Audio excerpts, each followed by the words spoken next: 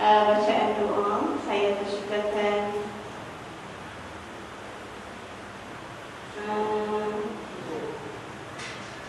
Muhammad Nazran untuk membacakan doa. Bismillahirrahmanirrahim. Alhamdulillahirabbil alamin. Alhamdulillahirabbil ya rabbana lakal hamdu kama yanbaghi li wajhika wa 'azimi sultanik. Allahumma salli ala sayyidina Muhammad wa ala alihi wa sallam. Allahumma ahyina bil iman wa amitna bil iman wa ihsyurna bil iman wa adkhilna al-jannata ma'al iman bi rahmatika ya arhamar rahimin. Istastaghithuna rabbakum fastajaba lakum anni mumiddukum bi alfin minal malaikati murdifin. Yu'til hikmata man yasha' wa man yu'til hikmata faqad utiya khairan katsiran wa ma yadhakkaru illa ulul albab. Wa sallallahu ala sayyidina Muhammad wa ala alihi wa sahbihi wasallam. Alhamdulillahirabbil alamin. Amin ya rabbal alamin. Okey. Kehadiran hari ini sepatutnya 38, tetapi yang ada hanya 32. Di saat ini saya minta tolong catat siapa yang tak hadir. Aisyah, Zul Aisyah. Ya? Tolong catatkan kehadiran siapa yang tak hadir. Okey, yang hadir hari ini alhamdulillah, terima kasih. Dan kamu sebenarnya adalah insan-insan yang telah dipilih oleh Allah, dicatat oleh malaikat untuk menyertai majlis ilmu pada pagi ini. Dan kita berada di bawah barakah Allah kerana malaikat telah melebarkan sayapnya, insya-Allah. Dan apa yang kita pungut hari ini akan dimampukan oleh Allah. Amin. Itulah yang kita harapkan. Kita senang terdetik di hati untuk menghadiri kelas agama. Apakah lagi iktiraf? Kalau kelas sejarah, fizik, kimia tu lain kan. Ini bukan fikir Islam. Allah susahnya nak taruh hati. Tentangnya siapa yang hadir. Saya nak panggil besok kalau lusa kan itu lah. Yang penting hadir untuk kelas pendidikan Islam pada hari ini. Okey? Baik. Sebelum kita masuk kepada tajuk kita, saya tengok dulu, saya nak tanya sikit lah. Kita bincang sikit ni isi semasa. Saya nak tanya kamu lah, dalam tempoh 48 jam, apa isu terkini lah yang hangat diperkatakan? Ustaz, asal berkahwin? Tak tahu Idrus berkahwin. Ustaz dan Idrus berkahwin buat kalian? Oh, cepat kamu, hebat kamu lah. Semua tahu kan? Atau ada yang tak tahu? Ada yang tak tahu lah? Semua tahu? 32 orang yang ada di sini semua tahu? Macam mana kamu boleh tahu? Internet. Kebanyakannya adalah melalui internet, saya tahu. Facebook dan sebagainya. Inilah sebenarnya hasil yang kita perolehi daripada kecanggihan sains dan teknologi. Inilah yang diasaskan oleh ulama-ulama terdahulu, khususnya diasaskan oleh kerajaan-kerajaan Islam yang terdahulu, yang kita akan sentuh nanti, iaitu perkembangan sains dan teknologi di zaman kerajaan Bani Abbasiyah. Kalau dulu zaman Abbasiyah canggih dengan zaman itu, canggih dari segi perkembangan sains dan teknologinya, kecanggihannya sesuai pada zaman itu. Zaman kita canggih juga perkembangan sains, teknologi, perkembangan ilmu berdasarkan daripada alam maya, betul tak? Macam-macam ada kecanggihan sekarang. Ada internet, lagi ada lagi melalui internet kita ada Facebook lagi, Twitter lagi, Skype lagi, YouTube lagi,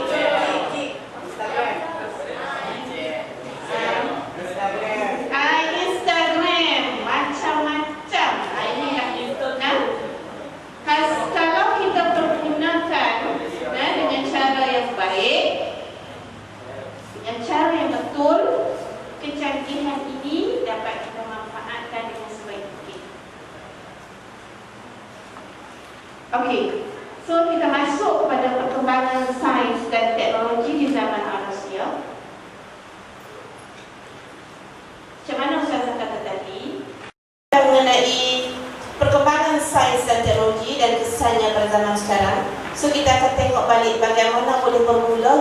perkembangan sains dan teknologi khususnya di zaman kerajaan Bani Abbasiyah. Dan saya telah pun memberi tugasan kepada 3 orang pelajar. Saya telah pun memberi tugasan kepada 3 orang pelajar, kan? Hari itu saya tetapkan untuk membuat persiapan. Kita akan mula pembentahan asal berdasarkan slide yang membuat dalam PowerPoint.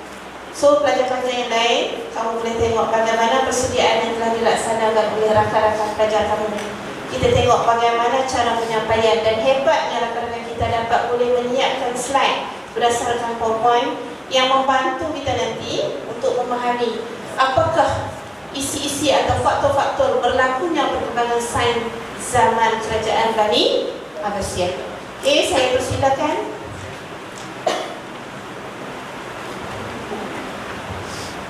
Dan saya difahamkan bahawa rakan-rakan kamu telah pun menyediakan nota. Okey, disediakan nota. Okey, so semasa kamu membuat penerangan, kamu boleh semak nota yang telah diedarkan kepada kamu dalam saya rasa di print out, kemudian photo state kepada kamu. Terima kasih. Tahniah. Bukan senang ni pengorbanan rakan-rakan kamu menyediakan nota kepada kamu. Dan inilah sebenarnya peluang kamu juga untuk memahirankan diri dalam perkembangan sains dan teknologi. Okey, saya persilakan. Bismillahirrahmanirrahim. Assalamualaikum warahmatullahi wabarakatuh dan selamat pagi. Pada hari ini, kumpulan kami akan membentangkan tajuk perkembangan sains dan teknologi pada zaman Abbasiyah. Tamadun Islam telah memberi keseimbangan dalam aspek pembangunan fizikal dan spiritual. Ini dapat dibuktikan oleh kecemerlangan kerajaan Abbasiyah dalam bidang sains dan teknologi serta kemantapan iman mereka kepada Allah. Antara penguasaan umat Islam dalam bidang sains dan teknologi ialah Andalus di Spanyol dan Sicily di Itali yang berada dalam kekuasaan Islam menjadi tumpuan para cendekiawan keutamaan dari barat pada zaman itu. Umat Islam telah berjaya menguasai ilmu sains dan teknologi dari tangan Rom, Parsi dan Yunani. Mereka juga telah berjaya membuat penemuan-penemuan baru dan memperbetulkan sebahagian kesalahan fakta sains terdahulu.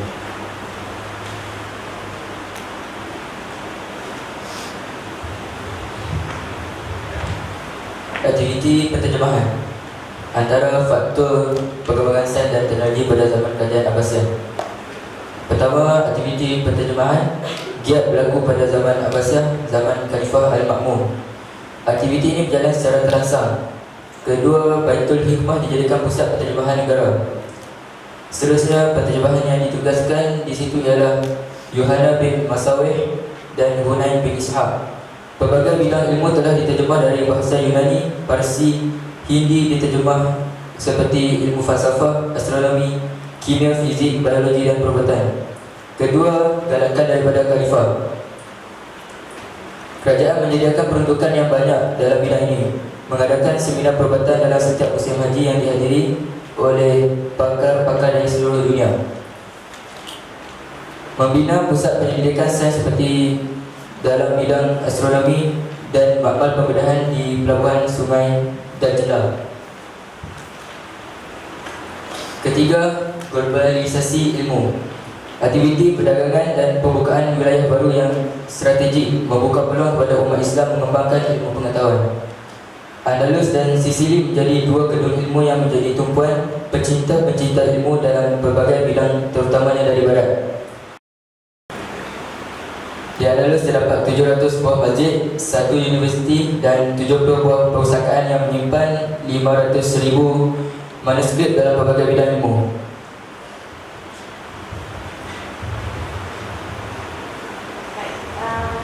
Tengok dulu sebelum kita masuk kepada kesan-kesan perkembangan sains dan teknologi, saya nak beri penekanan di sini, iaitu apabila kita bincang tentang tajuk perkembangan sains dan teknologi zaman Abbasiyah, perkara penting yang kamu kena beri penekanan ialah faktor-faktor perkembangan sains dan teknologi.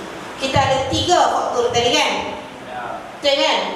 Kawan kamu cerita tadi ada 3 faktor. Faktor yang pertama, aktiviti penterjemahan. Faktor yang kedua, galakkan para khalifah. Yang ketiga, globalisasi ilmu. Okay. Baik, kita tengok itu dari segi ilmu. Saya nak sentuh dari segi kamu cara menjawab dalam pemeriksaan. Selalunya soalan dia akan tanya, terangkan 3 faktor perkembangan sains dan teknologi di zaman Abbasiyah. Apakah kita nak jawab 3 faktor tadi tanpa kepada penerangan? Kalau kita jawab 3 faktor tanpa penerangan, adakah kita akan dapat markah penuh? Tak. Sebab saya dah kenal dekat kamu, untuk menjawab soalan tamadun, setiap satu faktor mesti didukung dengan huraian dan juga bukti. So kalau kita nak jawab soalan terangkan faktor perkembangan Islam, terangkan faktor perkembangan sains dan teknologi, yang pertama ialah galakkan khalifah. Kamu katakan, okey, cuba berikan satu bukti yang menunjukkan bahawa khalifah memberi galakan terhadap perkembangan sains dan teknologi. Membina pusat penyelidikan sains. Bagus. Yang kedua,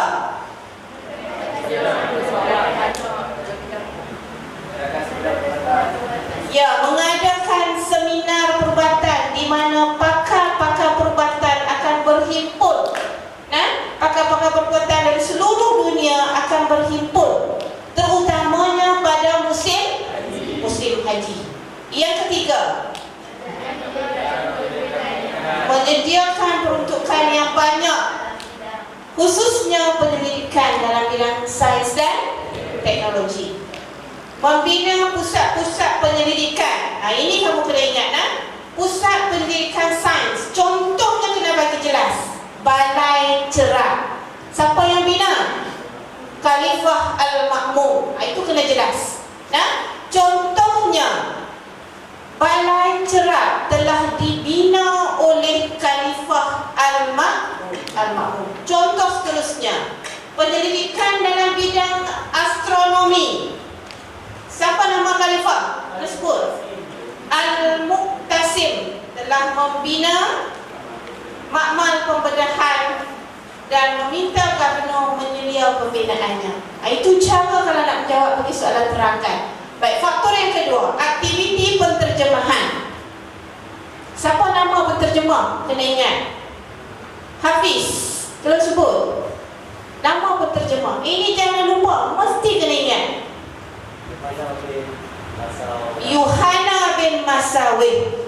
Sekurang-kurangnya at least seorang penterjemah kamu kena ingat. Kalau menjawab faktor perkembangan sains dan teknologi dari segi aktiviti penterjemahan.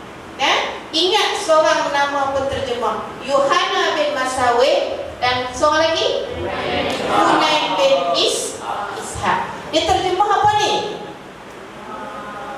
Diterjemah apa? Karya-karya falsafah. Ingat, set di fikiran kamu. Karya-karya pada zaman itu yang paling terkenal ialah dari bidang astronomi, fisik, kimia, biologi. Diterjemahkan daripada bahasa Yunani, Parsi, Hindi. Itu faktor-faktor bukti yang menyokong faktor penterjemahan. Faktor aktiviti penterjemahan. Globalisasi ilmu. Apa maksud globalisasi ilmu?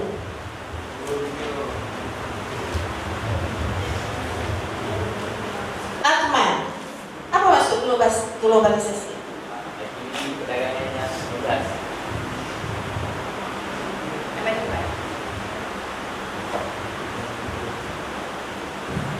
Maksud globalisasi ilmu ialah aktiviti perdagangan dan pembukaan tempat strategi seperti Sicily dan Andalus yang memberi kesan kepada perkembangan ilmu. pada zaman Kerajaan Abbasiyah. Okey. Kita ambil, terima kasih tadi Ahmad. Bagus sebab berani ke depan. Ini latihan kamu ni, cakap di depan. Baik, cuba kita tengok perkataan global. Apa maksud global? Dunia. Menyeluruh, tidak, antara bangsa. So, perkembangan ilmu secara menyeluruh, itulah maksud globalisasi ilmu. Perkembangan ilmu secara menyeluruh. Bagaimana boleh berlaku perkembangan ilmu secara menyeluruh? Melalui aktiviti apa? Perdagangan. Dan dua kota yang kamu jangan lupa. Kalau perkembangan sains dan teknologi, jangan lupa Andalus, jangan lupa Sisili. Sisili ni di mana? Itali. Andalus, Spanyol. Ni jangan lupa ni. Apa nama ranking bola sepak dunia ni? Itali, Spanyol, tak? Jadi ingat Sisili, Itali, Andalus, Spanyol. Okey. Antara buktinya ialah mereka pernah menerima kitab-kitab sebagai tebusan terhadap tentera Rom yang ditawan. Mereka juga menerima pembayaran jizyah dalam bentuk kitab. Mereka memberi banyak hadiah kepada kerajaan Rom untuk mendapatkan karya dalam bidang perubatan dan falsafah. Kesan penemuan sains dan teknologi pada zaman kerajaan Abbasiyah.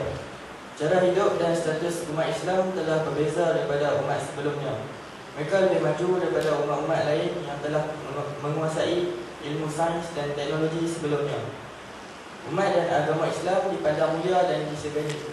Ramai orang bukan Islam telah tertarik untuk memeluk Islam. Kepentingan menguasai ilmu sains dan teknologi merupakan ilmu yang mendominasikan kehidupan manusia. Sekiranya ketinggalan akan menyebabkan kita ketinggalan arus perdana. Ilmu sains dan teknologi perlu diadungkan mengikut cara Islam, iaitu berdasarkan syariat Islam supaya tidak berlaku sebarang penyelewengan. Integrasi ilmu antara ilmu fardu ain dan fardu kifayah serta ilmu-ilmu yang berkaitan dengan sains dan teknologi, kerana ia sangat penting untuk menjadikan umat Islam sebagai umat yang maju dari semua sudut. Sekian terima kasih. Okey, terima kasih kepada kumpulan yang membuat pertanyaan, tanya, anda dapat menyediakan slide yang menarik. Terima kasih. Okey, di sini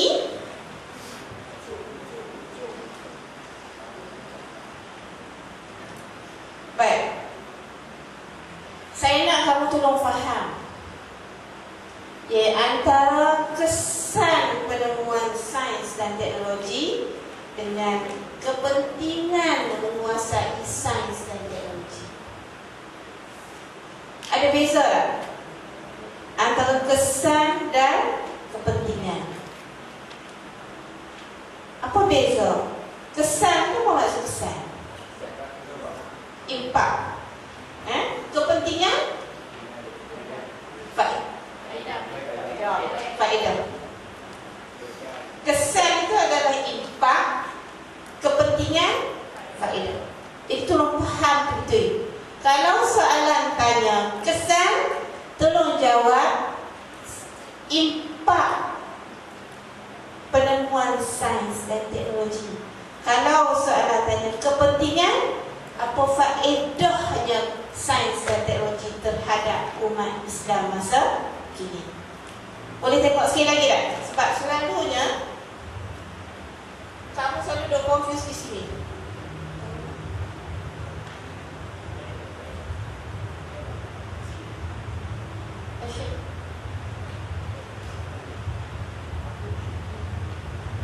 Ini kesan.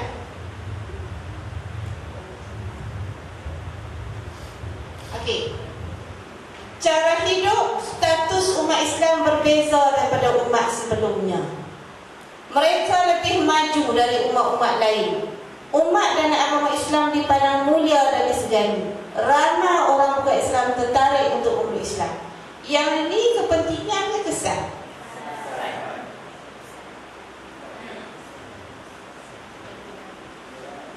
Kesan atau kepentingan?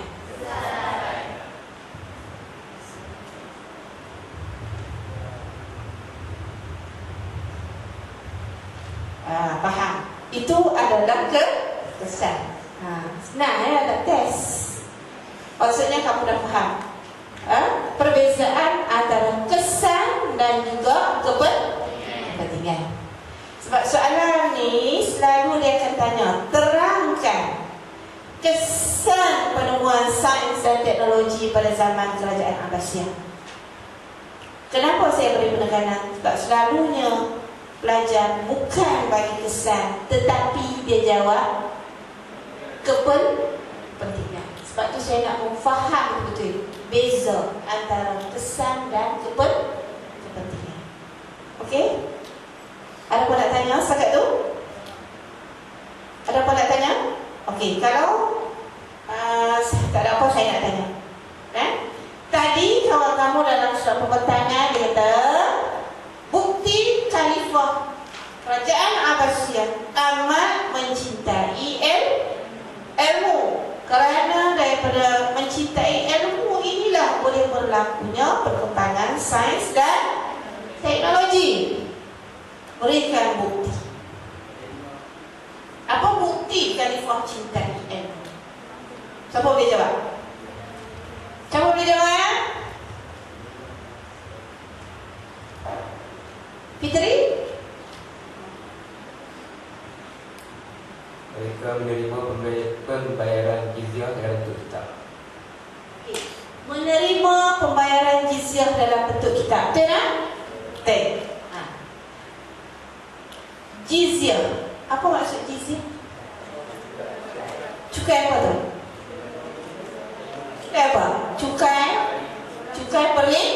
Cukai perlindungan yang dikenakan kepada orang bukan Islam yang mendapat perlindungan daripada kerajaan Islam. So sebenarnya ia adalah bentuk apa? Duit tak kan? Tetapi kerana cintanya khalifah terhadap ilmu, kalau tak ada duit, nak bayar jizyah dalam bentuk kitab juga diterima. Nampak tak betapa cintanya khalifah zaman Abbasiyah terhadap ilmu? Boleh tukar jizyah daripada duit tu, tukar kepada ilmu. Nampak? Okey. Khalifah apa? Bagi satu contoh khalifah. Al-Ma'mun. Yang kedua, apa bukti dia? Wan Nur Afifah.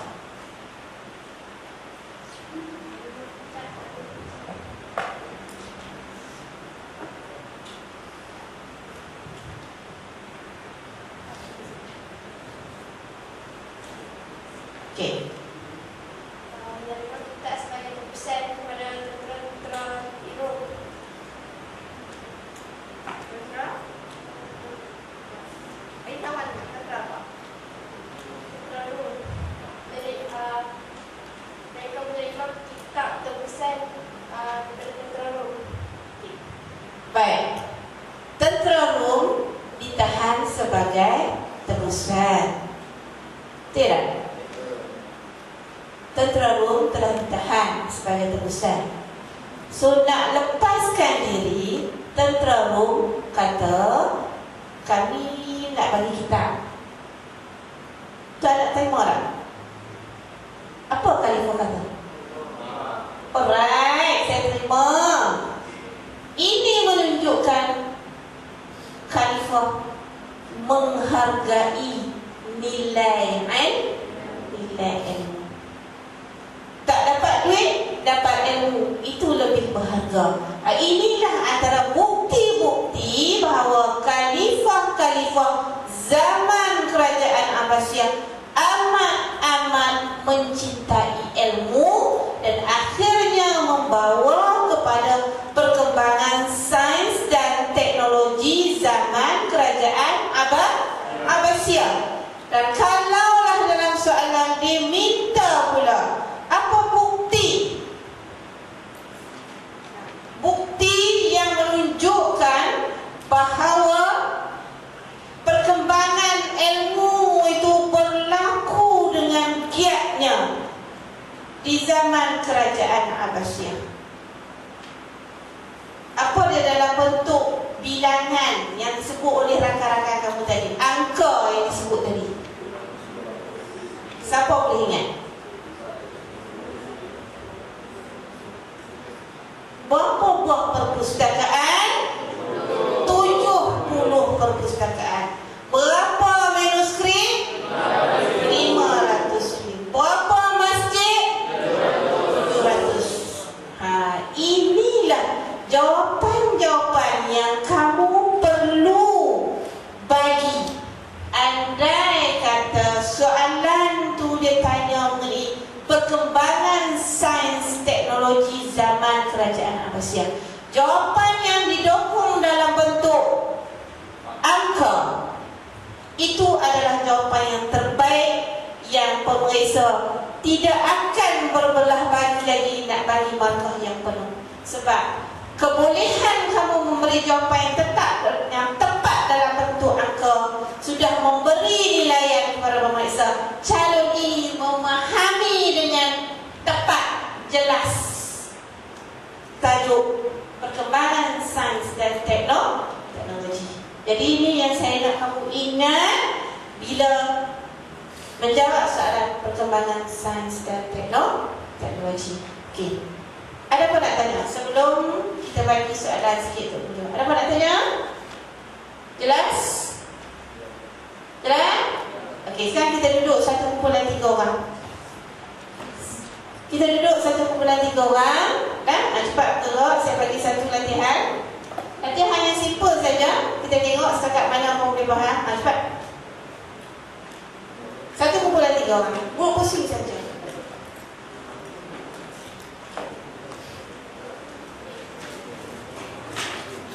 Duduk dalam bentuk bulatan, tak apa. 3 orang.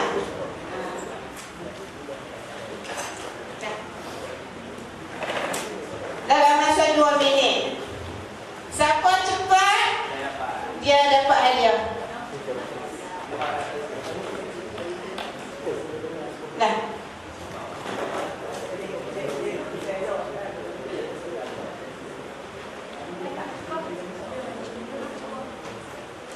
Ada lagi kumpulan yang tak dapat? Okey, nak ambil sikit. Ambil 1 kumpulan dulu, nak? Kan?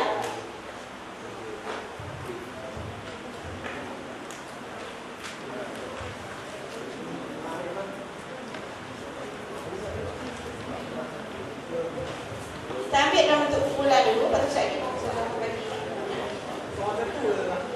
Tak, 1 kumpulan 1 dulu. Lepas tu saya kita bagi buat dalam kumpulan.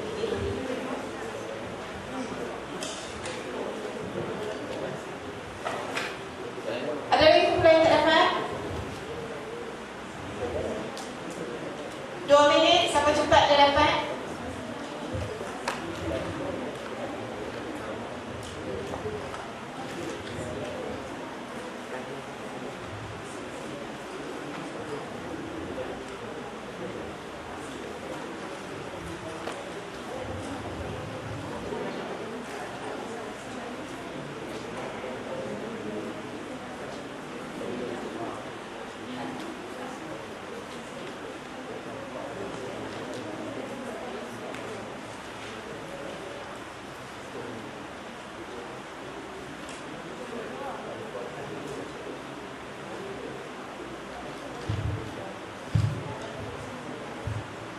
Okay, siap lah.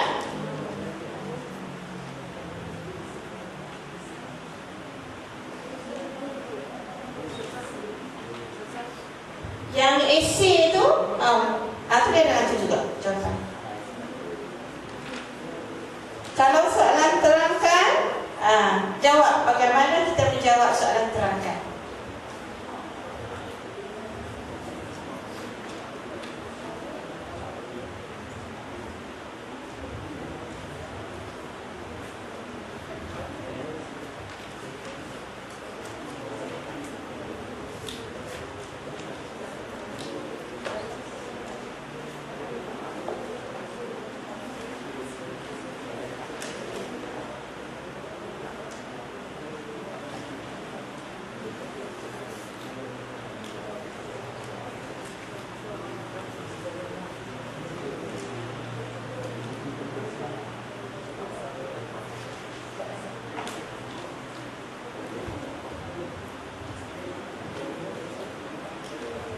Okey, dah siap dah?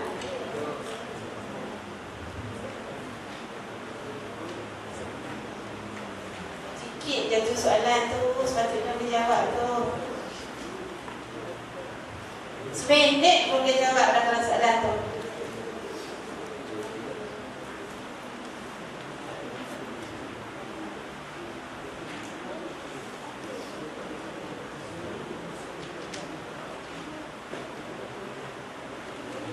Okey, ni sambil-sambil kamu jawab dah, saya nak beri juga penekanan. Tajuk ni adalah tajuk yang penting So tolong beri perhatian, kerana sudah 3 tahun kita jangkakan soalan perkembangan sains dan teknologi ni yang keluar dalam soalan SPM.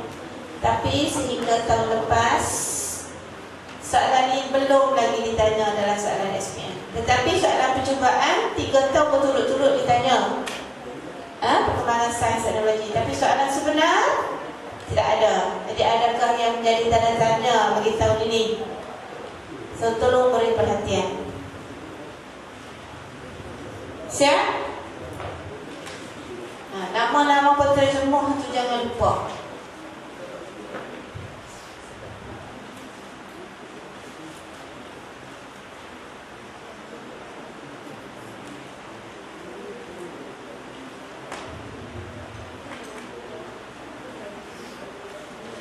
Kumpulan mana yang dah siap? Cepat kat tangan.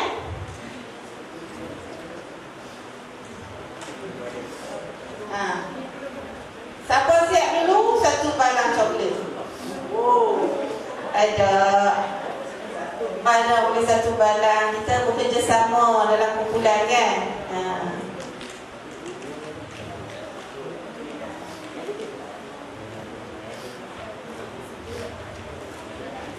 Siap? Aku? Siap bu?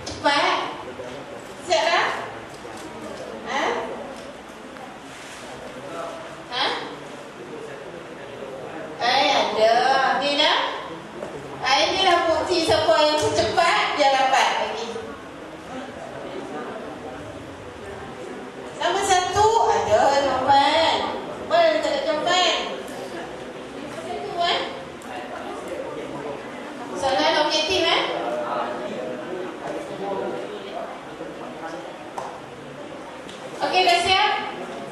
Siapa siap dah? Belah mana? Siap? Belah Abu? Bagus.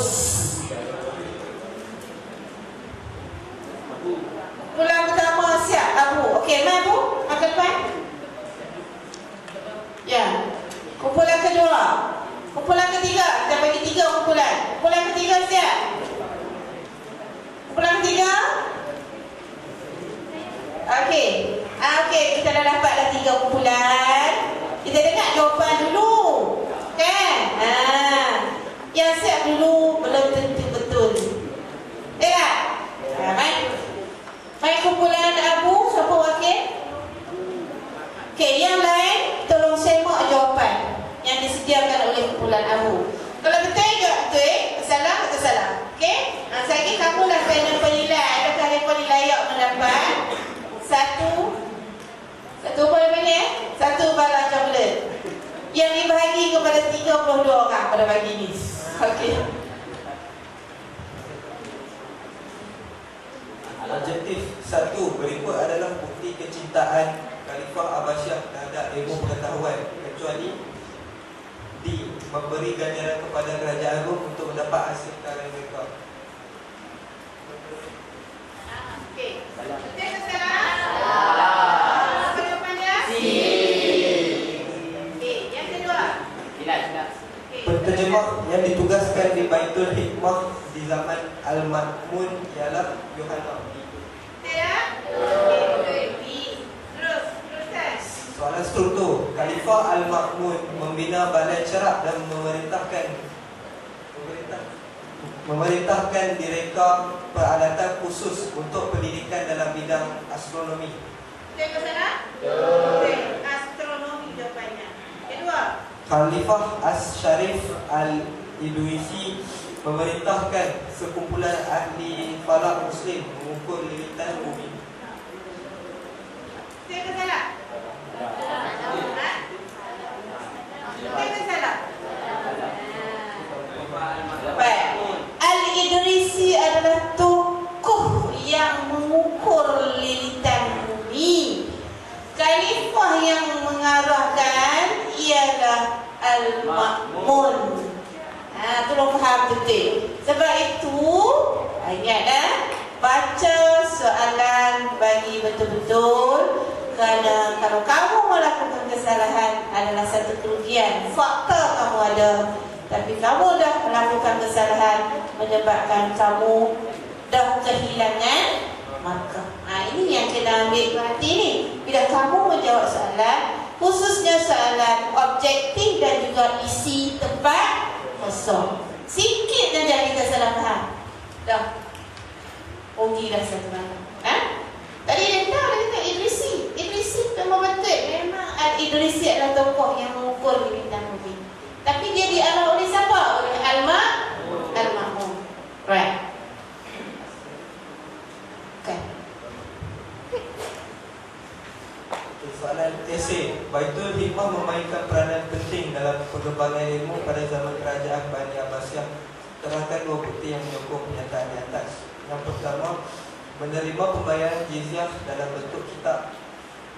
Yang kedua, di Andalus terdapat 700 buah masjid, sebuah universiti dan 70 buah perpustakaan yang mengandungi 500,000 naskah skrip.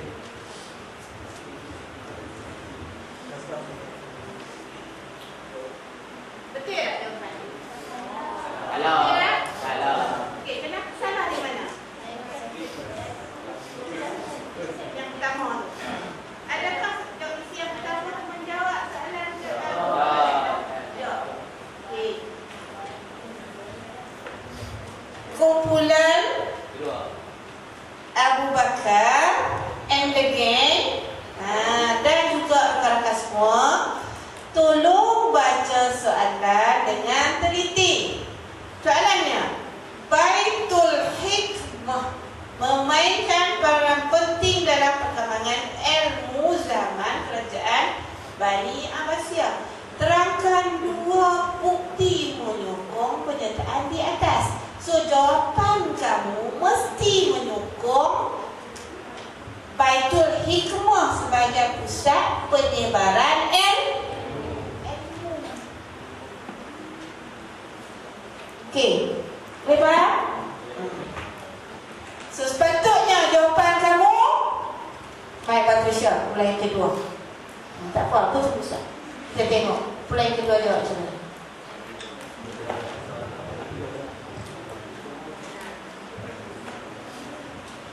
Baitul Hikmah dijadikan pusat penterjemahan pelbagai bidang ilmu, dan di Andalus terdapat 700 buah masjid, 1 universiti, 70 buah perpustakaan yang menyimpan 500,000 manuskrip dalam pelbagai bidang ilmu.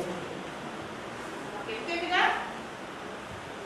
Yang pertama betul tak? Betul. Isi yang kedua? Salah. Isi yang kedua? Bagiannya isi itu mesti menyokong Baitul Hikmah sebagai pusat penyebaran ilmu. Ya, sepatutnya jawapan yang kamu kena bagi ialah pusat penterjemahan pelbagai bidang ilmu dari pelbagai bahasa, tempat pertemuan para ulama dan cendekiawan. Yang ketiga, pelbagai jenis ilmu dan karya dihasilkan seperti, bagi satu contoh.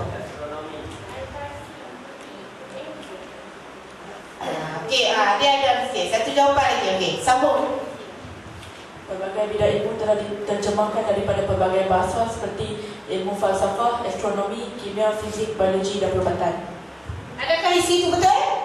Itu isi yang tepat. Kerana di Baitul Hikmah lah aktiviti penterjemahan ilmu berlaku, khususnya dalam bidang ilmu fizik, astronomi,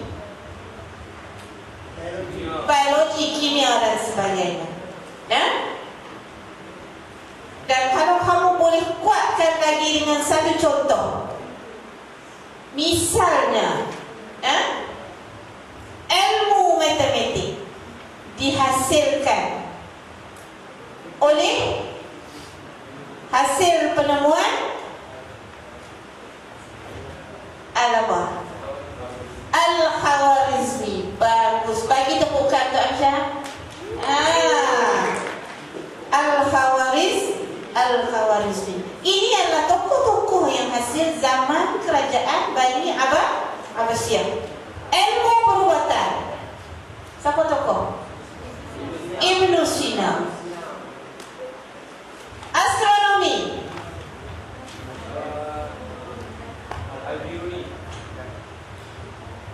Al-Biruni. Geografi. Al-Sharif Al-Idrisi. Jadi tokoh-tokoh inilah yang dihasilkan daripada perkembangan ilmu yang membawa pada perkembangan sains dan teknologi. Okey. Soalan seterusnya. Khalifah Abbasiyah amat mengambil berat mengenai perkembangan ilmu pengetahuan termasuk sains dan teknologi. Jelaskan 3 kesan penemuan. Umat Islam hidup lebih maju daripada umat yang lain. Yang kedua, status umat Islam dipandang tinggi di mata dunia. Ketiga, mendorong ramai orang bukan Islam tertarik untuk memeluk Islam. Betul ke salah? Adakah jawapan dari kesan ataupun kesan atau kepentingan? Kesan. Okey. Sama jawapan? Mari pula yang ketiga. Okey, terima kasih. Dua kumpulan ni. Saya dah tengok jawapan yang esei saja. Yang objektif tu dah kita jawab dah tadi. Cuba baca jawapan.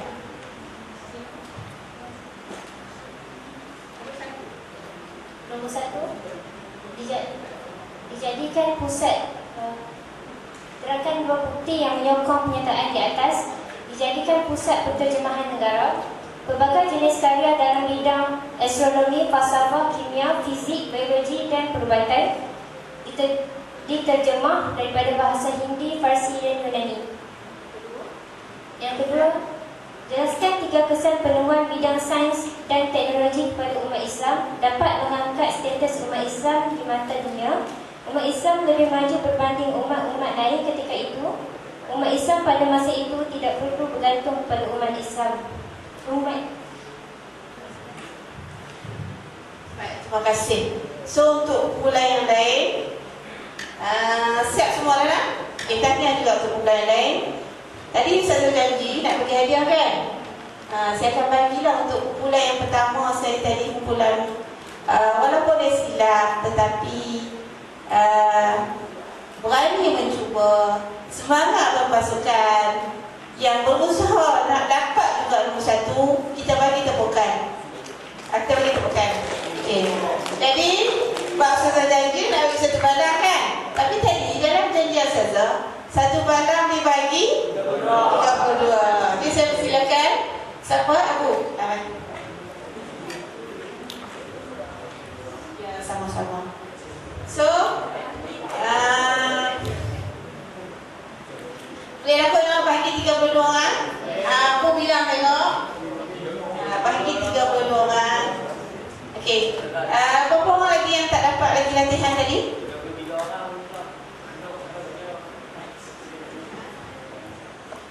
Mai kumpulan tadi, kumpulan yang kedua. Mai kumpulan yang kedua. Saya bagilah wakil kumpulan lelaki 1, kumpulan perempuan 1 kan? Sama juga dibahagi kepada 32. Ini sebenarnya bukan rasuah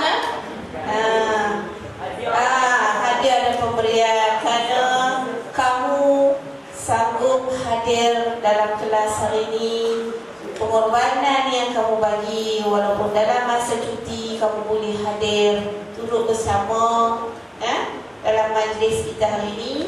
Dan apa yang saya harapkan kamu boleh ingat, yang pertama sekali ialah faktor-faktor perkembangan sains dan teknologi di zaman Kerajaan Abbasiyah.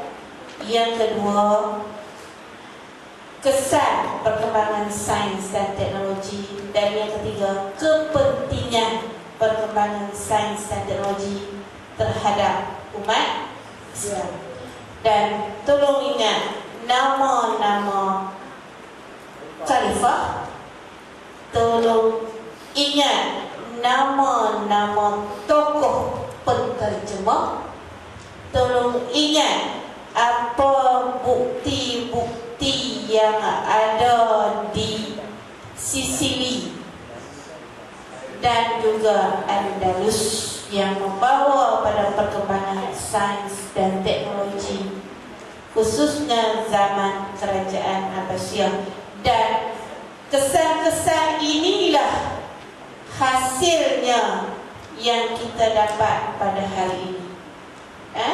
Kalau tanpa ulama-ulama yang terdahulu, siapalah kita? Tidak.